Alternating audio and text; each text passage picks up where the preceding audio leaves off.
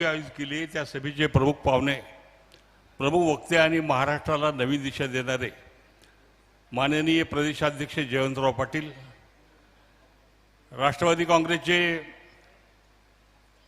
पुणे जिल्ह्याचे अध्यक्ष माजी आमदार जगन्नाथ बापू शेवाळे, शिवसेना पक्षाचे प्रमुख सर्व पदाधिकारी,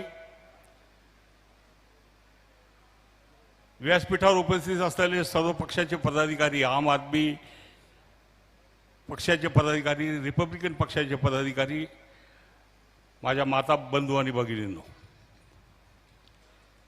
विधानसभेच्या निवडणुकीच्या निमित्ताने राजकारणाच्या मागील पाठपुरावा करण्याची आज या ठिकाणी गरज नाही। आपण फक्त तालुकापुरतं बोलूया। मला खात्री आहे या तालुक्याने ज्या पद्धतीने पवार साहेबांना साथ दिलेली ती साथ या पुढच्या काळामध्ये 100% राहणार आहे। अशा प्रकारचं वातावरण तालुक्यामध्ये आज आहे। काय दिलं नाही हो। 80 सालच्या माझ्या निवडणुकीमध्ये एक महिला माझ्या पुढे दिसत नव्हती। आज हजारो महिला स्वतःचा झेंडा घेऊन, एक राजकीय विचार घेऊन या रणरागिणी आज मैदानामध्ये उतरलेल्या आहेत। त्यांना 50% आरक्षण पवार साहेबांनी दिलेले आहे। मी तुम्हाला फक्त 2 गोष्टी सांगणार आहे तालुक्याच्या बाबतीमध्ये। जयवंतराव, राज्य सरकारच्या निमित्ताने ही निवडणूक तर आपण जिंकलीच आहे, फार मोठी जबाबदारी तुमच्यावर येणार आहे, सत्यशीलवर येणार आहे। पण या तालुक्यातल्या 2 प्रश्नाच्या संदर्भामध्ये मी बोलणार आहे। एक 4-5 दिवसापूर्वीचं वर्तमानपत्र तुम्ही काढून पहा। त्या वर्तमानपत्रामध्ये एका शेजारच्या मंत्र्यांचा फोटो होता। त्यांनी तो फोटो असा हात वर करून दाखवला आणि सांगितलं सरकारने आजच GR काढला आणि हे रद्द केलेले। काय रद्द केले? काय रद्द केले? ज्याला मान्यता दिलेली होती ते रद्द केले। त्यांनी मान्यता दिलेली होती, रद्द केले। जुन्नर तालुक्यामध्ये कोकणीच्या प्रोजेक्टच्या निमित्ताने 3-4 कॅचमेंटमध्ये भरपूर पाऊस आहे।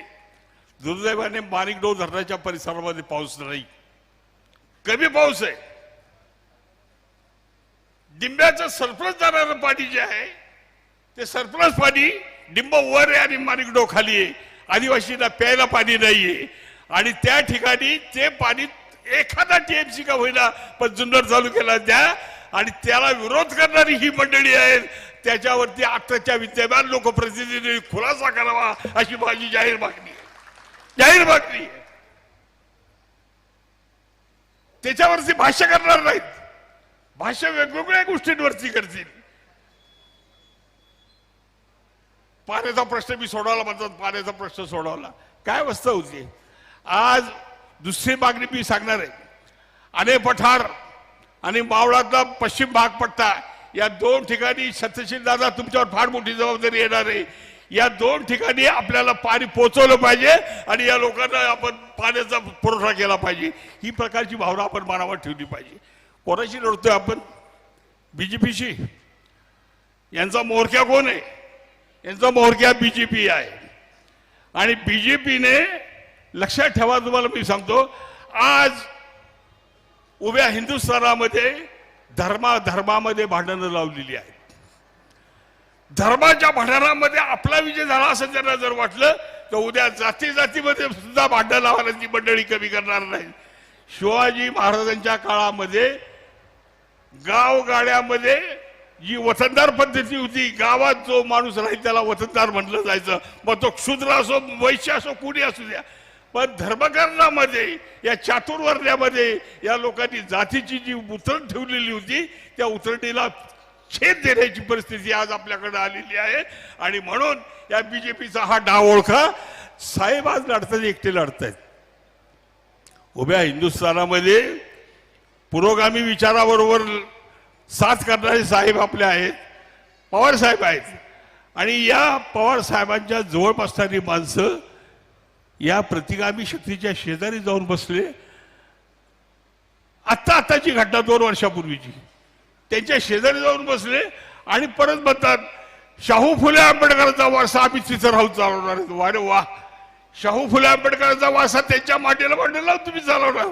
आणि ज्यांनी खरंच शाहू फुल्यांचा वारसा चालवलेला आहे त्या बाबासाहेबांना, बाबासाहेब आंबेडकर असतील, शाहू फुले असतील, छत्रपती शिवाजी महाराज असतील, यांच्या विचाराला तुम्ही त्यांच्या शेजारी राहून तिलांजली देणार आहेत. अशा प्रकारची परिस्थिती आज महाराष्ट्रामध्ये. मतदारामध्ये संभ्रम निर्माण करणं, या तालुक्यामध्ये सुद्धा मतदारांमध्ये संभ्रम निर्माणाचं काम झालेलं आहे. सत्यशील दादा फार मोठी पुण्याईक 20 ते 25 हजार सभासदांच्या आपल्या मागे आहे. सभासदांनी विश्वास ठेवून 80 साली आम्ही शेअर गोळा केले. सभासदांनी आपल्यावर विश्वास ठेवला. आज लाखोंचे प्रपंच आपण तालुक्यामध्ये उभे केलेले आहेत. या प्रपंचामध्ये खांद्यावर घ्यायची जबाबदारी तुमच्यावरती येणार आहे. त्यामुळे या पुढच्या काळामध्ये आपण सगळ्यांनी विचार केला पाहिजे. अहो 1972 सालच्या मंडळींना आठवत असेल ना, त्यांना विचारा. 72 साली पाटील साहेब राजाराम बापू इथं आलते. ओझरला तुम्ही ज्या रस्त्याने जाता त्या पुलाचं उद्घाटन बापूंनी केलं होतं. त्या कार्यक्रमाला मी होतो. म्हणजे 72 साली या तालुक्यामध्ये जोपर्यंत धरणं नव्हती तोपर्यंत हुलगे मठाशिवाय आमच्या तालुक्यामध्ये काही उत्पन्न नव्हतं. शरद पवारांनी ज्यावेळेस पिंपळगाव जोग्याच्या धरणाचा निधी दिला त्यावेळेस सगळा उतूरपटा सुजलाम सुफलाम झाला. कुकडीचे प्रोजेक्ट यशवंतराव चव्हाणांनी त्या काळामध्ये काढल्यानंतर सगळा जुन्नर तालुका सुजलाम सुफलाम झाला. आमच्या तालुक्यात फक्त 2 भाग उर्वरित केलेले होते, ते राहिलेले आहेत. तेव्हा या गोष्टीची तुम्ही इरिगेशन मंत्री होता, तुम्हाला चांगली जाणीव आहे त्याची. तुमचा सगळ्या महाराष्ट्राचा इरिगेशनचा नकाशा पाठ आहे. त्यामुळे जुन्नर तालुक्यावरती अशा पद्धतीने तुम्ही लक्ष ठेवावं अशा प्रकारची विनंती करतो. आणि सत्यशील दादांना सांगेल, जबाबदारी मोठी आहे. शेठबाबाची जबाबदारी आपल्या खांद्यावर तालुका देत असताना आपण किती जबाबदारीने भारपूर्वक वागलं पाहिजे हे आपल्याला पाहावं लागणार आहे. या तालुक्यातली परिस्थिती मी प्रथमतः सगळा राजकीय विचार केल्यानंतर एक गोष्ट नक्की सांगणार आहे. मी आज या व्यासपीठावरून जुन्नर तालुका उद्धव ठाकरे, बाळासाहेब ठाकरे यांच्या विचाराला बांधील असणाऱ्या सगळ्या शिवसैनिकांचं मनापासून अभिनंदन करतो की अत्यंत चांगली भूमिका, कणखर भूमिका तुम्ही घेतलेली आहे. आणि ती भूमिका तुम्ही जी घेतली ती जुन्नर तालुक्याला एक वेगळी इच्छा देणारी भूमिका आहे. अहो ही मंडळी जयवंतराव पाटलांना 6 सभा आहेत, मला माहिती कल्पना आहे. मी ज्याकडे बापूला विचारलं 6 सभा आहेत त्यांना. आज मी जास्त बोलणार नाही, परंतु हे मोजके 2 प्रश्न आपल्या समोर सांगितलेले. मला खात्री आहे की ही जबाबदारी सत्यशील पार पाडेल. आपण सगळेजण एक आशीर्वाद देऊया आणि या तरुणाला महाराष्ट्राच्या विधानसभेमध्ये पाठवूया. कोण काय बोलतंय त्याची सगळ्यांची उत्तरं. आता गाव दौऱ्यामध्ये पाटील साहेब मी काही सामील नाही झालो, खरं सांगतो. माझ्या प्रकृतीमुळे मी काही सामील झालो नाही, परंतु याची सगळ्यांची उत्तरं आणि सगळ्यांचं विवेचन तालुक्यातल्या जनतेसमोर आहे. आपण अशा पद्धतीने या तरुणाला महाराष्ट्राच्या विधानसभेमध्ये पाठवावं. चिन्ह काय लक्षात ठेवा. काय चिन्ह सांगा सगळेजण. तुतारी ही जोरात वाजून आपण महाराष्ट्राच्या विधानसभेत पाठवावी आणि हा आशीर्वाद आपण द्यावा अशा प्रकारची विनंती करून मी थांबतो. जय हिंद, जय महाराष्ट्र. यानंतर आपले उमेदवार आदरणीय सत्यशील दादा शेरकर यांना विनंती करतो आपल्या भावना व्यक्त करण्यासाठी आपण पुढे यावं.